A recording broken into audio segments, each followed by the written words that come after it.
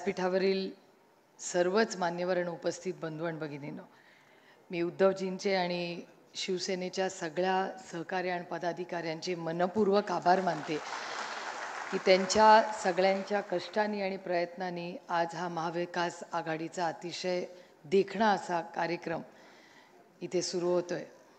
आणि जाहीरपणे मी माननीय उद्धवजी, माननीय सोनियाजी, राहुलजी यांचे मनपूर्वक आभार मानते की लोकसभेला पूर्ण ताकदीने आपण सगळ्यांनी जी मदत आम्हाला सगळ्यांना केली, आम्ही सगळे जे निवडून आलो ह्याच्यात प्रत्येक पक्षाचा खूप मोठं योगदान आहे। आणि आज जेव्हा पार्लमेंटमध्ये आम्ही बसतो, आज वर्षाताई पहिल्यांदाच निवडून आल्या, त्याच्यामुळे त्यांचं भाग्य की वर्षाताई तुम्ही आमच्या काळात तिथे नव्हता, कारण ह्या बाजूनी कुणाला घोषणा द्यायची फार सवय नव्हती, पण सगळ्यात मोठा आवाज महाविकास आघाडीकडून आज संसदेत असतो तो वर्षाताईंचा असतो आणि जोरात असतो। ही आमच्यासाठी एक खूप कौतुकाची आणि अभिमानाची गोष्ट आहे। याचबरोबर जेव्हा संसदेतलं वातावरण, अनेक वेळा पत्रकार मला विचारत दिल्ली कशी आहे, म्हणलं दिल्ली में हवा बहुत बदल चुकी है। कारण आम्ही जरी विरोधात असलो तर असे वागतो जणू काय आम्ही सत्तेत आहोत, आणि जे शपथ घेऊन सत्तेत बसलेले आहेत ते हारून मंत्री झाल्यासारखे असे दुःखी असलेले आहेत। त्यामुळे दिल्लीतलं वातावरण खूप बदललेलं आहे। आता आपल्याला महाराष्ट्रामधलं वातावरण बदलायचं आहे, आणि नुसतं वातावरण नाही, सरकार बदलायचं आहे। ही मोठी जबाबदारी आपल्याला सगळ्यांना इथून घ्यायची आहे। उद्धवजींच्या आणि माननीय जयंतरावांच्या भाषणामध्ये पुढची दिशा ही आघाडीची काय असेल, जागा वाटप ह्या सगळ्याबद्दल त्या दोघांनी आपल्याला मार्गदर्शन केले।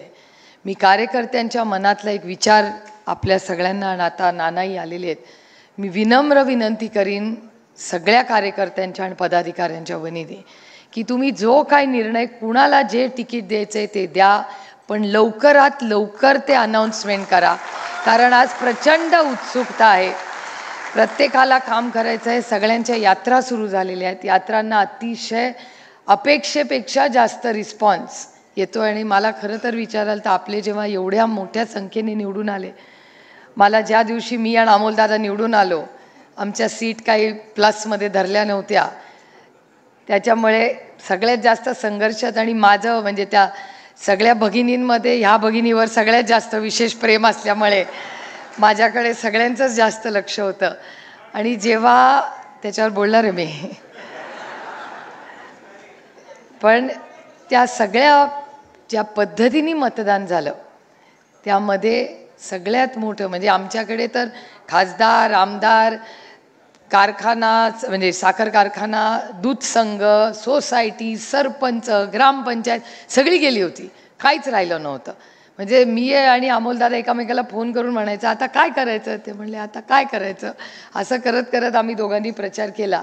पण त्या अडचणीच्या आणि संघर्षाच्या काळात ज्या पद्धतीने उद्धवजी तुमचा आणि काँग्रेस पक्ष ज्या पद्धतीने आमच्याबरोबर उभे राहिला आहे, हे आम्ही कधीही विसरणार नाही। आणि आता जेव्हा प्रचाराची वेळ आहे तेव्हा सगळ्या 31 खासदारांच्या वतीने मी आपल्याला शब्द देऊ इच्छिते की कष्टांची परिकाष्ठा तुम्ही आमच्यासाठी जी केली त्याच्यापेक्षा आम्ही 31 खासदार गुंजभर जास्त कष्ट करू, पण जास्तीत जास्त आमदार निवडून आम्ही तुमच्यासाठी निवडून आणू। एकामेकाचा प्रचार करण्यासाठी जे काही आमचा वेळ असेल तो तुमच्यासाठीच आज नंतर आहे। आणि ज्या स्कीम्सबद्दल म्हणजे जयंतरावांना अर्थकारण आपल्यापेक्षा सगळ्यांपेक्षा जास्त कळतं, आणि जयंतरावांचाच भाषणाचा धागा घेऊन मी पुढे आपल्याला सांगू इच्छिते की अनेक योजना हे करतील, अजूनही येतील। पण गमतीचा भाग मला असं वाटतं की लोकसभेपर्यंत कुणालाच त्यांची बहीण आठवली नाही, रिझल्ट नंतरच बहिणी आठवायला लागल्या। आणि दुर्दैव एका गोष्टीचं की बहिणीचं नातं हे आमच्या भावांना कळलंच नाही हो, आणि त्यांनी प्रेम आणि व्यवसायामध्येच गल्लत करायला लागले। प्रेमात व्यवसाय नसता आणि पैसे नसतात, आणि व्यवसायात प्रेम नसतं। कारण का व्यवसायात प्रेम करायला गेलं का घाटे का धंदा होईल. आणि जर प्रेमात पैसे आले तर त्याला नातं म्हणतच नाहीत. त्यामुळे दुर्दैव या महाराष्ट्राच्या सरकारचं की त्यांना व्यवसाय आणि प्रेमातलं अंतरच कळलं नाही.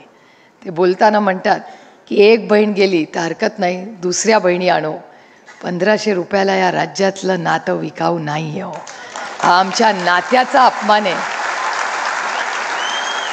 निरागस असणारं बहीण भावाचं जे प्रेम असतं त्याला किंमत लावायचं पाप या महाराष्ट्राच्या सरकारने केलेलं आहे. आणि त्यातून आमचे 2 वीर बंधू, या राज्यामध्ये बंधुराजांची कमतरता नाही आहे. आणि असे 2 जण परवा भाषणात असं म्हणाले की आमचं लक्ष आहे कुठली बहीण कुठे मतदान करते. आणि एक जण नाही, दोघं म्हणलेत. म्हणले कधीतरी पोटातलं हे ओठात येतच आणि सत्य कधीच लपवता येत नाही. आणि त्याच्यामुळे 2 जण असं म्हणाले की काळजी करू नका, आमचं लक्ष आहे तुमच्यावर. 1500 रुपये आज 3000 नाही, 5 नाही, 10,000 देतील, पण ऑक्टोबरच्या इलेक्शन नंतर मी तुमचाच भाऊ आहे. जसे 10,000 रुपये दिले तसे परत घ्यायची ही ताकद माझ्यामध्ये आहे. आणि दुसरा म्हणतो की मी लिस्ट, आता मला हे माहितीच नव्हतं की महाराष्ट्रामध्ये लिस्ट रिव्ह्यू होणार आहे बहिणींची. म्हणजे पहिलं नातं जोडलं, नंतर मतदान चेक करणार आणि नंतर चेक करणार की नातं आहे का नाही. म्हणजे यांचं कुठलंही नातं प्रेमाचं नाहीच आहे, ते फक्त मताशी जोडलेलं नातं आहे. आणि त्याच्यामुळे त्यांनी असं म्हणलं की डिसेंबरमध्ये आम्ही बघणार आहे कुठल्या बूथवर किती मतं पडली, त्याप्रमाणे पुढचं आम्हाला पैसे आम्ही देणार आहोत. मला या दोन्ही भावांना विनंती करायची आहे की तुम्ही सगळ्या बहिणींचं नाही, एकाच भगिनीचे पैसे परत घेऊन बघा काय करायचं आहे. त्यामुळे या सगळ्या यांच्या गलिच्छ राजकारणामध्ये, यांच्या गलिच्छ राजकारणांमध्ये नातीपणे आणतील असं आम्हाला वाटलं नव्हतं, पण तेही म्हणजे ते राहिलं होतं तेही त्यांनी पूर्ण केलं. आणि उद्धवजींनी ज्याचा उल्लेख केला, उद्धवजी आपली जी लढाई चालली आहे सुप्रीम कोर्टात, मराठीमध्ये म्हण आहे की शाण्याने कोर्टाची पायरी चढू नये. आम्ही तर सगळे सुप्रीम कोर्टाची चढून बसलो आहे, छोटा कोर्ट धरलाच नाही आम्ही.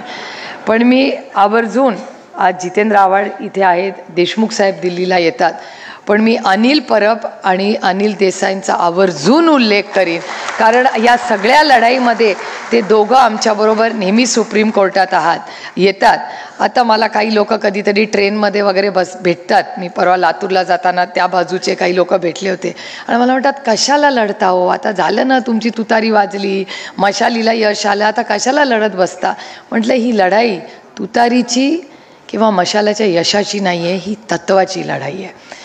तुम्ही ज्या पद्धतीने म्हणजे उद्धवजींचा पक्ष नेला, उद्धवजीं हेच बाळासाहेब ठाकरेंचे उत्तराधिकारी आहेत, हे वंदनीय बाळासाहेबांनी हयात असतानाच आपल्याला सांगितलं होतं. त्यामुळे जर तुम्ही उद्धवजींकडूनच त्यांचा पक्ष आणि चिन्ह घेणार असाल तर हे फक्त उद्धवजींचा अपमान नाही आहे, हा वंदनीय बाळासाहेब ठाकरेंना दुखवण्याचं पाप यांनी केलेलं आहे, हा माझा त्यांच्यावर आरोप आहे. आणि आदरणीय पवारसाहेब तर फाउंडर मेंबर आहेत त्याचे. त्यामुळे लोकांना कशाला लढत बसते. म्हटलं आता कसं आहे, सुप्रीम कोर्टात नाही गेलं ना काही दिवसात तर मलाच कसं तरी होतं की आता खूप दिवसात भांडले नाही कुणाशी ती. त्यामुळे हे यश अपयशाची लढाईच नाही आहे, काही नैतिकतेच्या पण लढाया आयुष्यात लढाव्या लागतात. त्यामुळे ही लढाई जी आपण लढतोय, मशाल आणि तुतारीला महाराष्ट्राच्या जनतेने जो आशीर्वाद दिला आहे त्याबद्दल मी मनपूर्वक मायबाप जनतेचे आभार मानते. पण ही लढाई थांबणार नाही. उद्धवजी, तुमची बहीण म्हणून मी तुम्हाला शब्द देते की आम्ही सुप्रीम कोर्टातली ही लढाई जोपर्यंत, मग तुम्हाला तो पक्ष चिन्हाचं काय करायचं ते निर्णय तुम्ही आणि आदरणीय पवारसाहेब करा, पण कितीही कष्ट किंवा लढावं लागलं तरी सुप्रीम कोर्टातली लढाई आम्ही अर्धवट सोडणार नाही. जे हक्काचं आहे ते त्यालाच मिळालं पाहिजे. आणि आज आपल्यावर अन्याय झाला आहे, उद्या ते कुणावरही अन्याय करते. त्याच्यामुळे ही दडपशाही आणि अदृश्य शक्तीला जे वाटतं की मी करीन तीच पूर्व दिशा, हा देश अदृश्य शक्तीच्या मनमानेनी चालत नाही. हा देश संविधानानेच चालणार आणि त्याच संविधानाच्या चौकटीत राहून हा देशासाठी आपण सगळे एकत्र लढूया. आणि बरीच भाषणं आहेत, त्याच्यामुळे मी आपला फार वेळ घेणार नाही. पण आज इथे आल्यानंतर महाविकास आघाडीच्या प्रचाराचा नारळ फोडणार असं सकाळपासून बातम्या चालल्या आहेत. आणि जो मनाचा मोठेपणा, उद्धवजींचं मन किती मोठं आहे हे त्यांच्यावर काम करताना फार जवळून आम्ही पाहिलेलं आहे.